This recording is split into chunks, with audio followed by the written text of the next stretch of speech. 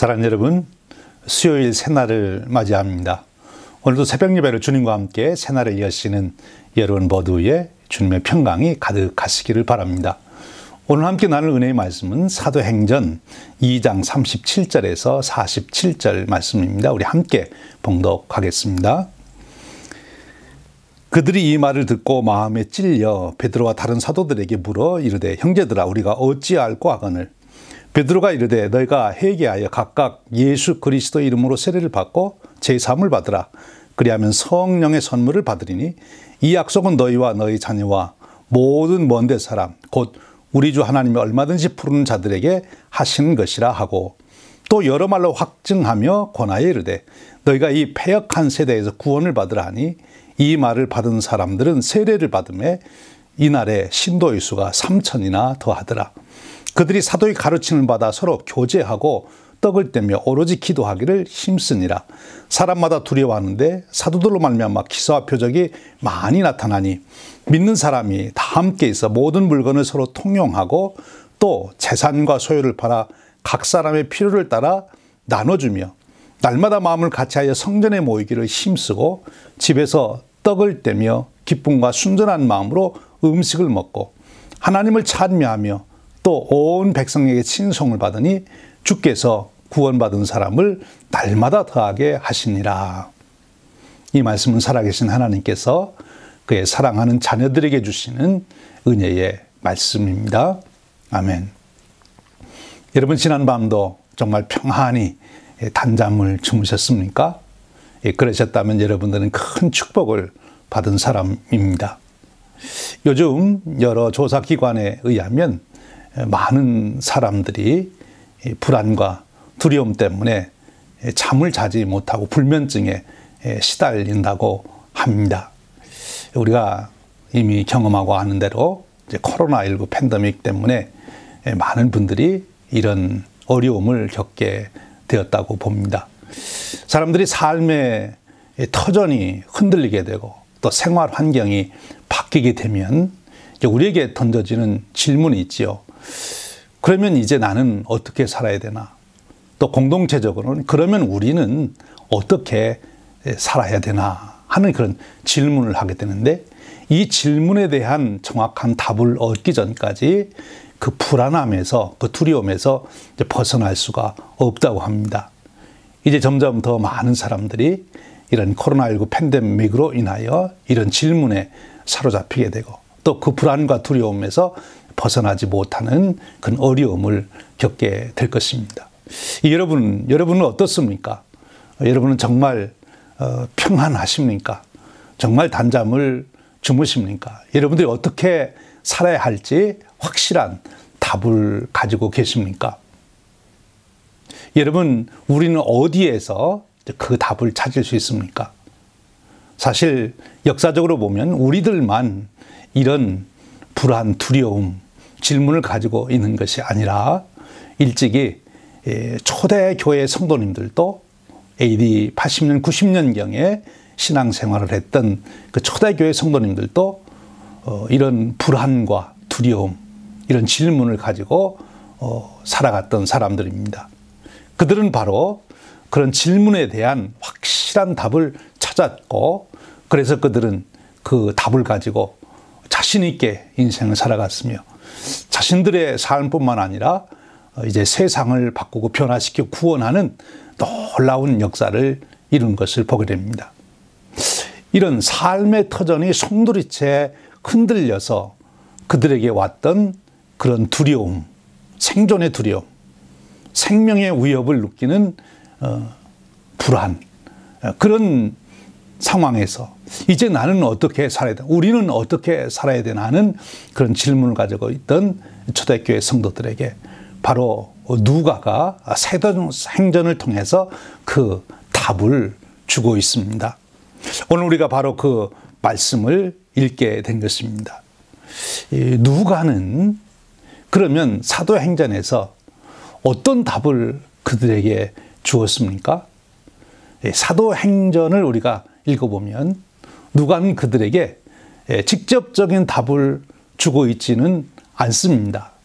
이제 로마 정부가, 로마 황제가 그렇게 그리스도인들을 핍박하는데 앞으로 이 핍박을 어떻게 할 거라든지, 정책이 어떻게 발견하라든지, 또는 유대 종교 지도자들이 이 기독교인들을, 초기 성도님들을 그렇게 박해를 하는데 그들이 앞으로 어떻게 할 것이라든지, 또 어느 곳에 가면 살 수 있다, 어떤 비즈니스를 하면, 어떤 사업을 하면 우리가 이런 중에도 계속 살아갈 수가 있다, 어느 도시로 피난을 가야 된다, 그런 얘기를 하고 있지 않습니다. 이런 불안과 두려움 속에 있던 성도들, 그래서 이제는 우리는 어떻게 살아야 되나, 나는 어떻게 살아야 되나, 교회는 어떻게 될 것인가, 이런 질문을 가지고 있던 그들에게 이 누가는 바로 그들이 누구인지 그것을 정확하게 다시 확인하여 주고 있습니다. 바로 그것을 통하여 그들에게 어떻게 살아야 하는지에 대한 답을 찾아주고 있는 것입니다. 사실 이 이야기는 누가만 알고 있는 이야기가 아니라 이미 초대교회 성도님들도 부분적으로 알고 있었던 이야기입니다. 그것을 다시 누가가 정확하게 정리하면서 그들 이야기 속에서 바로 그들의 정체성, 우리는 누구인가, 교회는 무엇인가, 또 나는 누구인가, 그리스도인은 누구인가 하는 것을 정확하게 확인하여 주고 있습니다. 바로 이 정체성의 확인, 구체적으로는 나라고 하는 그리스도인이라고 하는 존재는 어떤 존재인가, 또 우리, 즉 교회는 어떤 공동체인가 하는 것을 그들이 확인하면서 그들이 어떻게 살아야 하는지 그 답을 찾고 있는 것이지요. 사랑하는 여러분, 오늘 우리들도 바로 이 누가가 전해준 말씀 속에서 오늘 우리들이 어떻게 살아야 하는지, 우리 각 개인이, 그리고 우리 가정이, 그리고 우리 교회가 어떻게 살아야 하는지 그 답을 찾을 수가 있는 것이지요. 어떻게라고 하는 질문은 항상 내 존재, 정체성이 무엇인지를 규명하는 데서부터 그 답을 찾을 수가 있습니다. 바로 지금 누가가 AD 80년, 90년경에 있던 초대교회에, 그리고 그 성도님들에게 그 정체성을 찾아줌으로 그들에게 이 답을 주고 있습니다. 그러면 누가가 이 사도행전 그리고 누가복음을 통해서 초대교회 성도님들에게 일깨워준, 다시 확인시켜 주신 그 그리스도인의 정체성, 또 교회의 정체성은 무엇입니까? 그것은 바로 우리 그리스도인들은 성령님이 함께 하시는 사람, 성령님이 내주하시는 존재라고 하는 것입니다. 또 교회는 성령 공동체라고 하는 것입니다. 성령님이 교회를 세우셨고 성령님이 교회를 운행하시고 성령님이 교회를 지키시고 인도하여 가신다고 하는 성령 공동체라고 하는 것입니다. 이 성령 공동체, 그래서 사도행전을 시작하면서 누가는 예수님께서 분부하셨던 말씀, 성령이 너희에게 임하면 너희가 권능을 받을 것이다. 그리고 내 증인이 될 것이다. 이 말씀을 가장 강조해서 주시고 있습니다. 이 성령이 임하면 권능을 받는다. 이 권능, 능력, 힘이 있으면 모든 문제를 다 해결할 수 있는 거지요. 오늘 우리가 두려움을 느끼는 것은, 불안을 느끼는 것은 내가 그 문제를 해결할 수 있는 능력이 없다. 그 문제를 헤쳐나갈 수 있는 힘이 없다. 그렇게 생각이 되기 때문에 우리가 두려움과 불안을 갖게 되는 겁니다. 그런데 내게 어떤 문제가 오더라도 나는 그 문제를 해결할 수 있는 힘과 능력이 있다. 그러면 두려워하고 불안할 필요가 없는 것이지요. 오늘 누가는 성령의 권능, 능력으로 우리는 살아가는 존재들이다. 그러면 성령의 능력, 권능은 도대체 무엇입니까? 바로 오늘 우리가 읽은 말씀에서 누가는 설명해 주고 있습니다. 이미 초대 교회가 경험했던 성령의 능력입니다. 오늘 우리는 이 성령님의 권능, 능력을 우리가 살펴보면서 오늘 우리에게도 그런 능력과 권능이 있는가? 아니면 오늘 우리에게 그런 능력이 나타나도록 성령님 오시옵소서. 성령님이 오셔야만 그런 능력이 주어지고 그런 능력이 주어져야만 오늘 우리가 직면한 이 모든 문제를 헤쳐나가고 해결하고 더 나아가서는 세상을 구원할 수가 있게 되는 것입니다. 여러분, 오늘 우리에게 그런 축복이 주어지시기를 축원드립니다. 그러면 누가가 말한 초대 교회가 경험한 성령의 권능 능력은 무엇입니까? 오늘 37절 이하에 보면 그들이 이 말을 듣고 마음에 찔려 베드로와 다른 사도들에게 물어 이르되 형제들아 우리가 어찌할꼬 하거늘 베드로가 이르되 너희가 회개하여 각각 예수 그리스도의 이름으로 세례를 받고 제사함을 받으라. 그리하면 성령의 선물을 받으리니 이렇게 말씀하고 있습니다. 여기 아주 중요한 단어들이 나오지요. 그 중에 하나가 마음이 찔려 회개했다 하는 것입니다. 하나님의 말씀을 듣고 마음이 찔리는 것, 이것이 성령님의 역사입니다. 성령님이 우리에게 오셔서 가장 먼저 이루시는 새 역사를 이루기 위해서 가장 먼저 시작하시는 역사가 무엇인가 하면 말씀을 듣고 깨닫고 그것이 내 마음을 찔리는 것입니다. 사랑하는 여러분 최근에 하나님 말씀을 들으며 설교를 통해서든 말씀을 읽든 말씀을 묵상할 때 여러분 마음에 깨달아지고 그것이 여러분의 마음을 찔리신 적이 있으십니까? 그러면 여러분들은 가능성이 있는 거죠. 여러분들은 이제 당면한 문제를 헤쳐나갈 수 있는 힘과 능력을 갖게 되었다. 그렇게 볼 수 있습니다. 그리고 마음에 찔려서 끝난 것이 아니라 그 다음에는 회개를 했다는 것입니다. 여러분, 회개라고 하는 것이 무엇입니까? 유턴입니다. 돌이키는 것입니다. 하나님께로 돌이키는 것, 그것이 회개지요.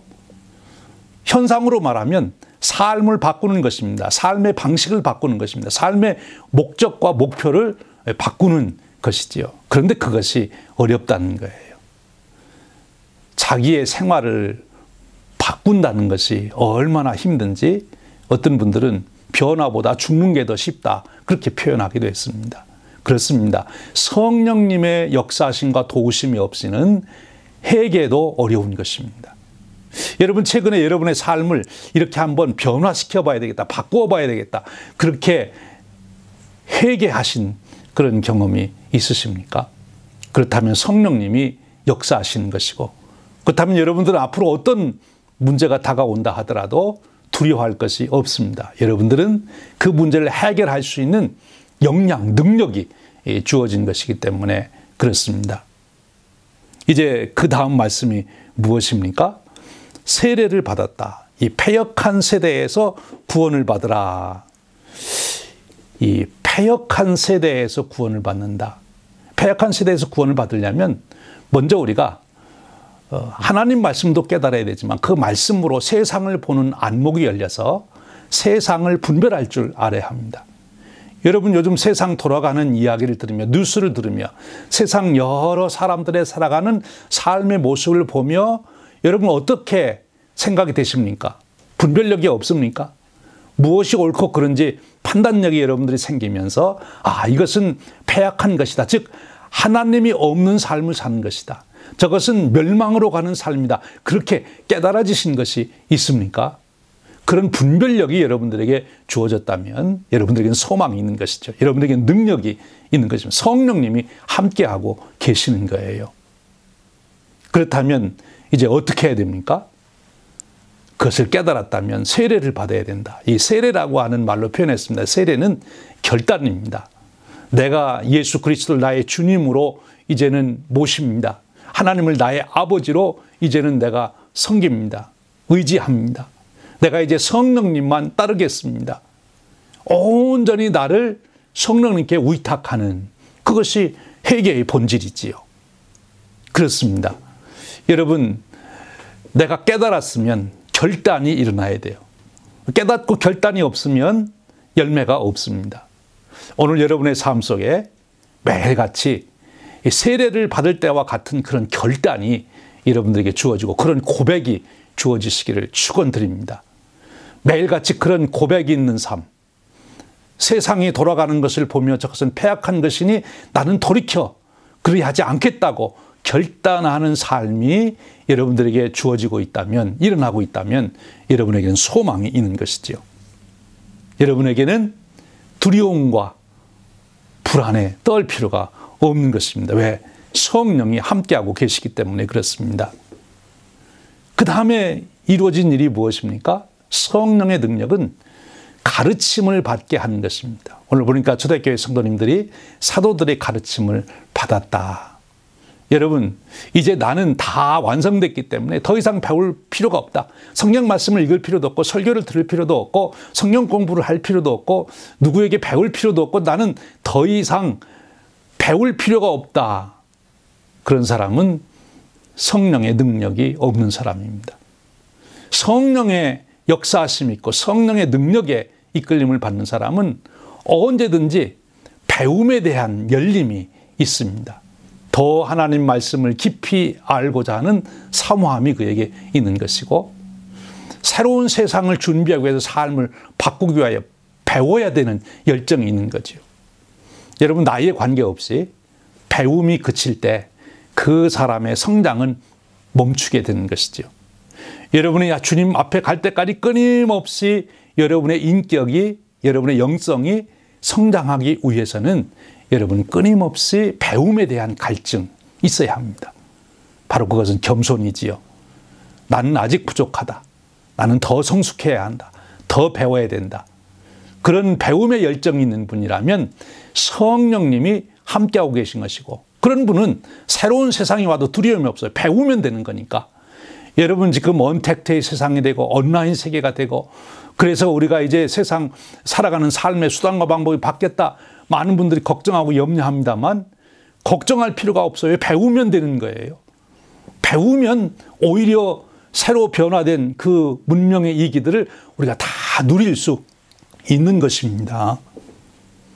배워야 합니다. 배우되 특별히 하나님 말씀을 배워 영성이 깊어져야 되는 거지요.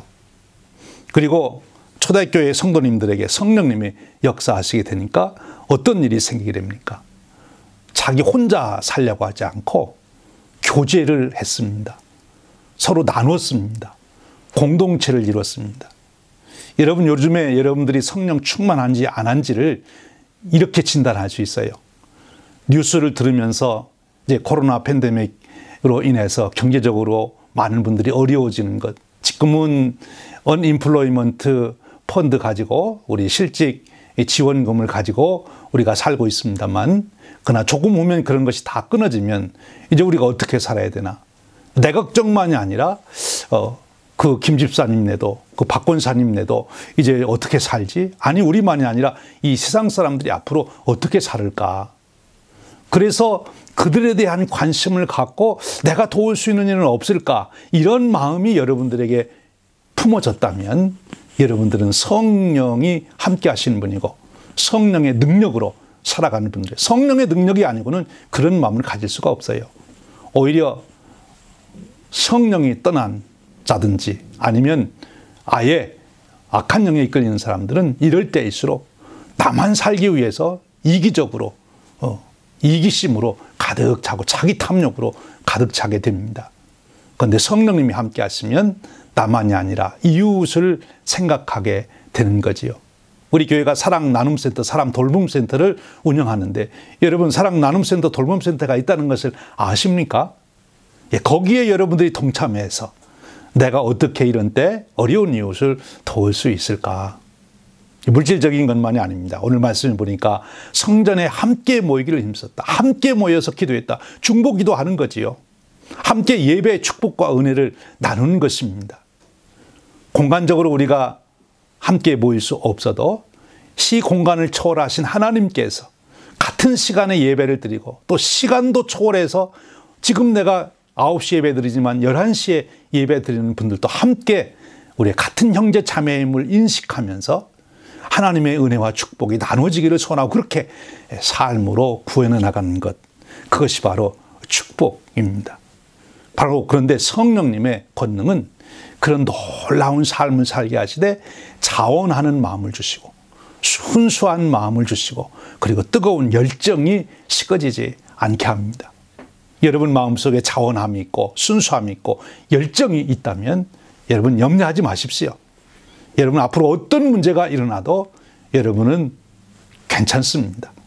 하나님 주시는 축복 속에 여러분 자신만이 아니라 이웃들을 구원할 수 있는 은혜의 삶을 살 수 있을 것입니다. 성령님이 해답입니다. 오늘 저와 여러분에게 성령의 충만함의 은혜가 있기를 축원드립니다. 성령님의 이끌림을 받고 그 능력을 힘입고 그 권세에 붙들려 오늘도 우리가 내 자신만이 아니라 세상을 구원하는 놀라운 그리스도인의 삶을 살기를 주님의 이름으로 축원드립니다. 우리 함께 기도하겠습니다. 은혜로우신 하나님 감사합니다. 오늘 또 새날을 주시되 말씀을 주시고 우리가 혼자 사는 것이 아니라 성령님이 우리 안에 내주하시며 통행하시며 우리가 인간들만의 모임이 아니라 성령님이 우리 교회에 함께 하시고 우리가 성령 공동체로 존재하는 것임을 일깨워 주시니 감사합니다. 이제 성령님 사모하며 의지하며 성령님의 인도하심에 순종하고 결단하여 살아가는 저희들이 되어서 이 코로나19 팬데믹 같은 어려운 세상 속에서도 빛을 발하게 하시고 내 자신만이 아니라 우리 교회만이 아니라 세상을 구원하고 이웃을 구원하는 놀라운 축복의 삶이 되게 하여 주시옵소서. 우리 주님 예수 그리스도의 이름으로 기도하옵나이다. 아멘. 여러분 각자 있는 자리에서 우리 10분 이상씩 꼭 기도하시기를 바랍니다. 오늘도 승리하시기를 바랍니다.